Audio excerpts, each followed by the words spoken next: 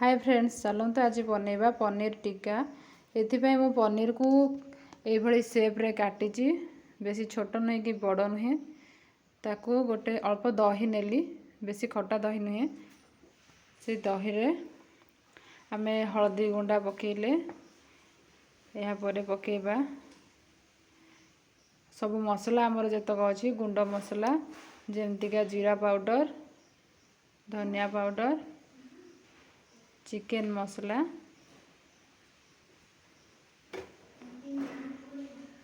और चाट मसला आ लंका पाउडर मध्य पकेछि। आ स्वाद अनुसार लुण दबा। एबे ताको भल भाबरे गोळेई दबा।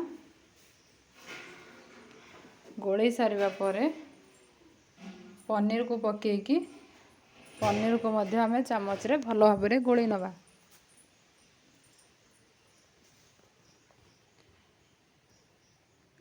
एबे मु गैस रो फ्लेम रे गोटे तावा बसेली, सेतरे अल्प रिफाइन ऑयल बुलेली। सेटा टिक्के हीट हे गला परे आमे हमर से पनीर को सब गोलिया है कि जो रहिछि दही सहित ताको आमे गोटी गोटी करी पकेइबा। आउ सिम रखिथिबा गैस रो फ्लेम को ए समय रे देखंतु हाई रखिबेनी।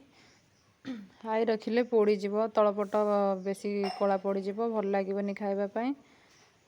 ताको एमदी सब को पकेई दबा। मोर देखंतु सब पकेया सरी गलानी। किछि समय छाड़ी की आमे ताको गोटे स्टील खड़िका नबा, जोटार मुह टिके शार्प थिबो।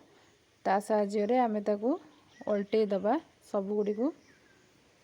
देखंतु एमती मु उल्टोजी, तार आरपट कलर भी गोल्डन ब्राउन कलर आसी गलानी। ए भली सब गुडी को उल्टेई दबा। ताको ए भली एपट सेपट करी भल भाबरे आमे सेकी दबा। एबे हमर प्रस्तुत हे जिवो तावारे प्रस्तुत पनीर टिक्का। एहा को आपण चाहिले काठी साहाय्य रे पिला मानन को मध्य पुरे की खाइबा को दे परिबे। बहुत टेस्टी लागिवो आ बहुत इजी मेथड एटा। बहुत अल्प समय रे भी हे जिवो। देखंतु केत सुंदर देखा जाउची। याको मु वर्तमान गोटे प्लेट रे काढी देइची।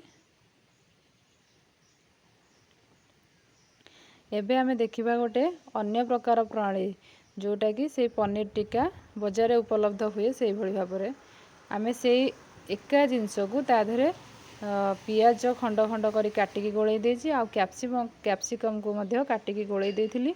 एबे सब गुडी को काठी रे पुरेई देली ए भली भाबरे। तापरे मोर एमती दीटा हल्ला काठी मु सजाडीची। ताको एबे तावा रे पकेकी तेल देकी थोइकी ताको आमे सेकी देबी। देखंतु एबे मैं ताको सेकी देली। मोर प्रस्तुत हे गला पनीर टिक्का रेसिपी।